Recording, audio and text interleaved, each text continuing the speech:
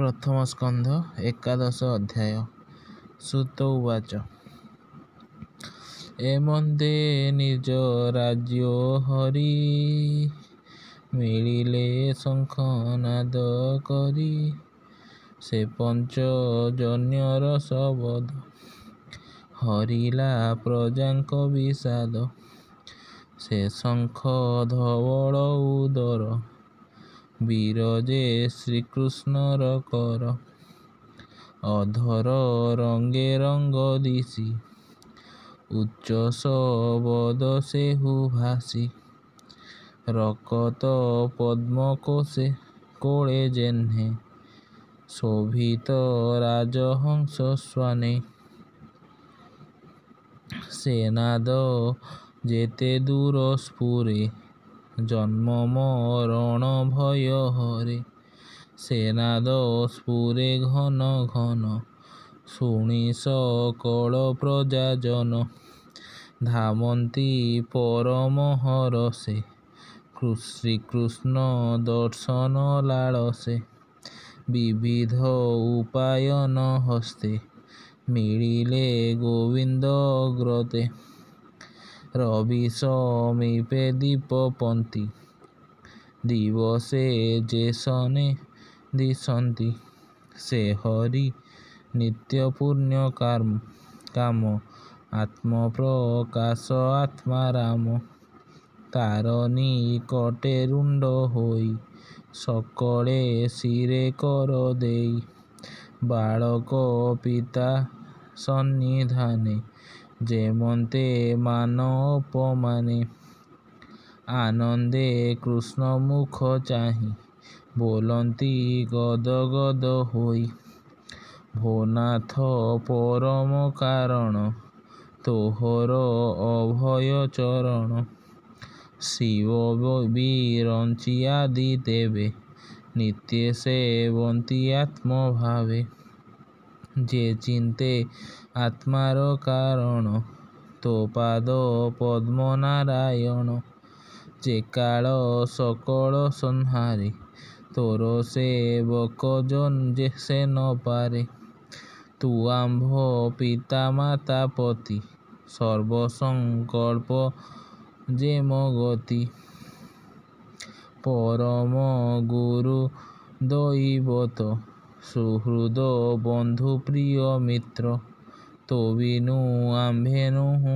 କିଛି ତୁ ନାଥ ସର୍ବ ଆତ୍ମା ସାକ୍ଷୀ ଅନାଥ ନାଥ ତୁ ଆମ୍ଭର ଦେବ ମାନବେ ଅଗୋଚର ତୋର ବଦନ ନାରାୟଣ ପ୍ରେମ ହର୍ଷିତ ନିରୀକ୍ଷଣ ସେ ମୁଖ ଦେଖୁଁ ତୋର ଦେହେ ସର୍ବ ସୌନ୍ଦର୍ଯ୍ୟ ତହିଁ ରହେ ତେବେ ସୁହୃଦ ଦେଖିବାରେ କୁରୁ ନଗର ମଧୁପୁରେ ଇଚ୍ଛାରେ କରୁ ତୁ ଗମନ ତୋତେ ନ ଦେଖେ ଆମ୍ଭ ମନ କ୍ଷଣକ କୋଟି ଯୁଗ ମଣେ ରଜନୀ ଦିବସ ନ ଜାଣେ କୋଟି ନୟନ ପ୍ରାଣୀ ବହି କି କରେ ରବି ଯେବେ ନାହିଁ ତୋହର ପ୍ରସନ୍ନ ବଦନ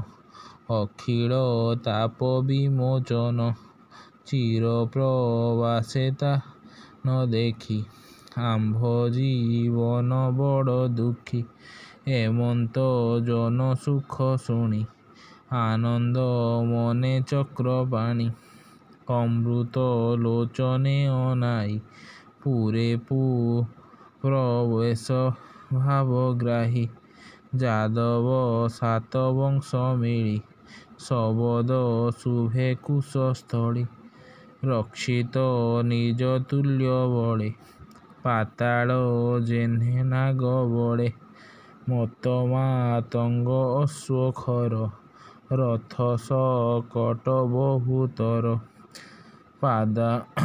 ପଦାତି ବଳ ଅପ୍ରମିତ ଧାମନ୍ତି ବୀରେ ଯୁଥ ଯୁଥ ଚଳନ୍ତେ ସୁଖ ରାବ ଗୋଳ ପାତାଳେ ଯେହ୍ନେ ନାବ ବଳ सकल ऋतु पुष्प फले अश्रयी लता द्रुम मेले आराम भवने शोभन जले जलज हंस मीन तोरण पुर द्वार मार्गे उच्चे बंधन नवरंगे ध्वज पताका चित्र सोहे सुंदर पथ मन मोहे मार्जित मार्ग द्वारे द्वारे सिंचा कुसुम गंधनी रे गृहमानक प्रति द्वारे दधि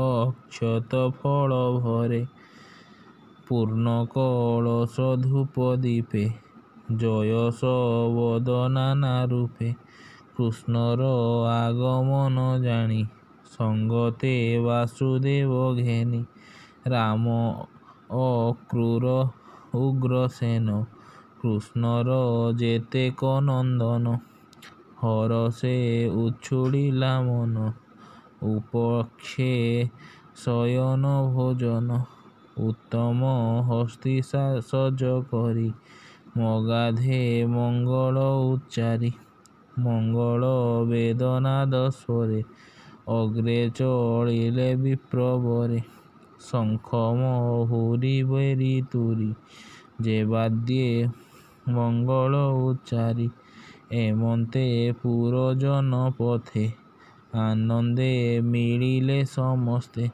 शत सहस्रबारांगना जे रूपे जगत मोहना कुंडल लोलित श्रवणे लोचन पूरित अंजने अलका तिलक कुसुम देवमानवे मनोरम नट नर्तक बंदी सुते अग्रे चलती जुथे जुथे कृष्णर अद्भुत चरित गायन करी नृत्य गीत मिलिले गोविंदर फासे सकले परम हरसे गोविंद देखी पुरजन तक्षणे उपेक्षी आसन जे हरि सर्वगुण निधि बंधु पूजिले यथा विधि काहाकू करी नमस्कार आनंदे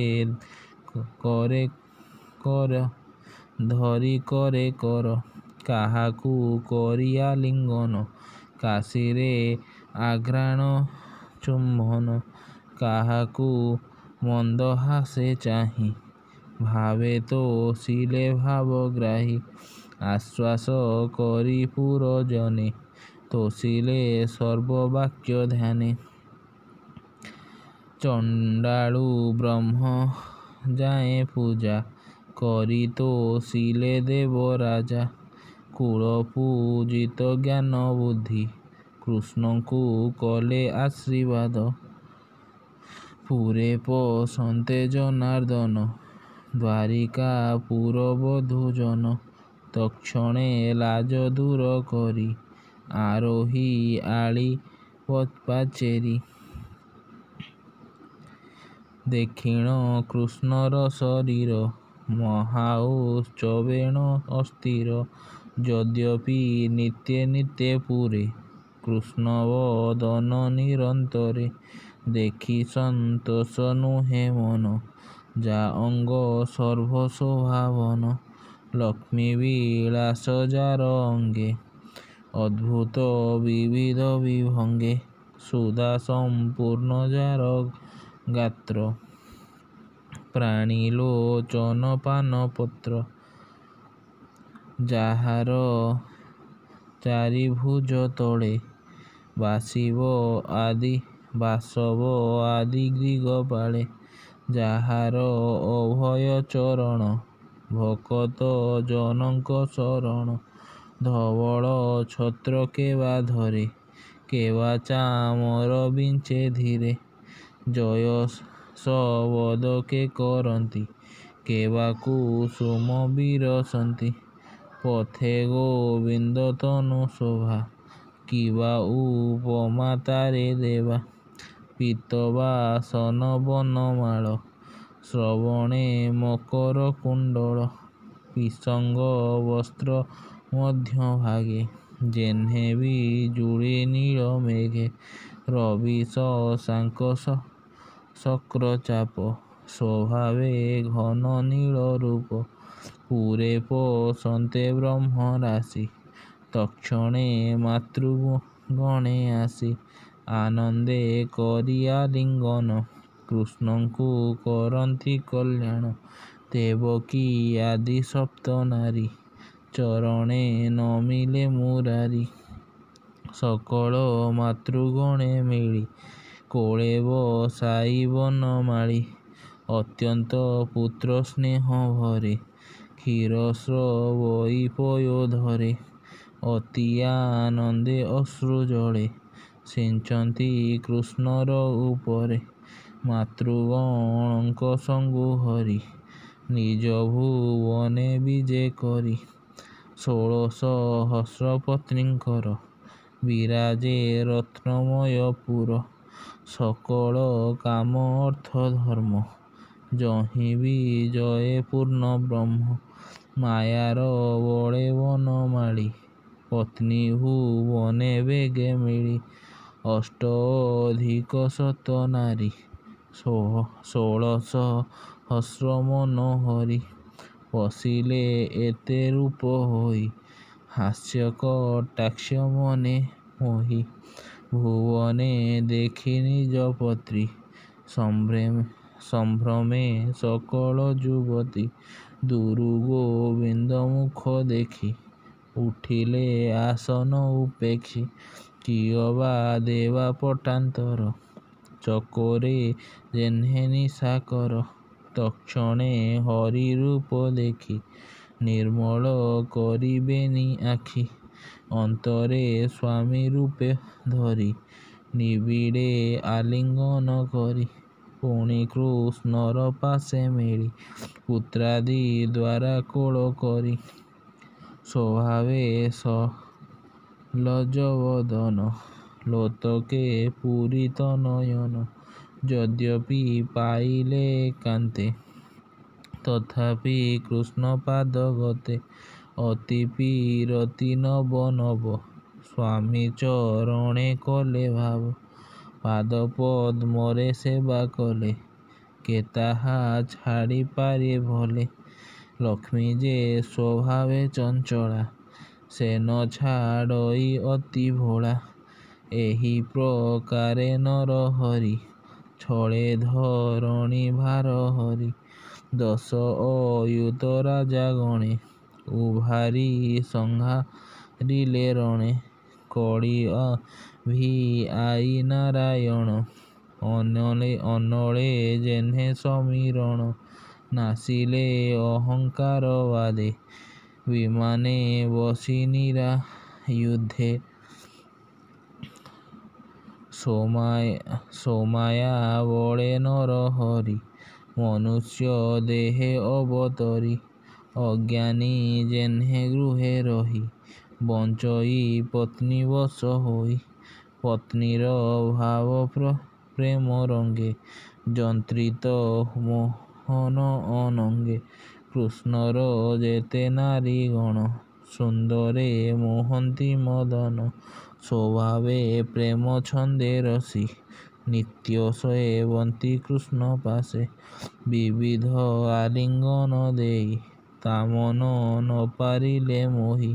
ଏ ଜୀବ ଲୋକ କାହୁଁ ଜାଣେ ଆପଣା ତୁଲ୍ୟ ପ୍ରାୟ ମଣେ।